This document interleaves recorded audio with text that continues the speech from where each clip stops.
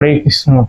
অনেক ভক্তরা মনে করেন এবং বলেনও যে শ্রীকৃষ্ণকে লাভ করতে গেলে আগে রাধারানীর সেবা করতে হবে, তার আরাধনা করতে হবে, তাকে ডাকতে হবে। কথাটা কতটা যুক্তিযুক্ত দেখুন।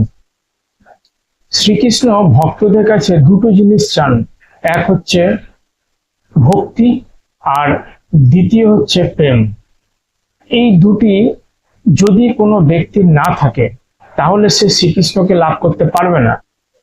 তাহলে কি করতে হবে? রাধারানীর আরাধনা করতে হবে, তার সেবা করতে হবে। যখনই রাধারানীর সেবা আর আরাধনা করা শুরু করবে, অটোমেটিক সেই ব্যক্তির মধ্যে যে অহংকার আছে, যেই অহংকারের জন্য সে ভক্তি আর প্রেম সে শ্রীকৃষ্ণকে দান করতে পারেনি, সেটা সঙ্গে সঙ্গেই তার চলে আসবে এবং অহংকার মাটিতে মিশে যাবে। আর রাধারানী যখনই খুশি হবেন, অর্থাৎ তার মধ্যে সেই অহংকারটা চলে গেল, তৎক্ষণাৎই কিন্তু ভক্তি প্রেমের উদয় হলো। আর সেই ভক্তি প্রেমের দ্বারাই সে শ্রীকৃষ্ণকে, রাধারানীকে দুজনকেই লাভ করতে পারবে। হরে কৃষ্ণ।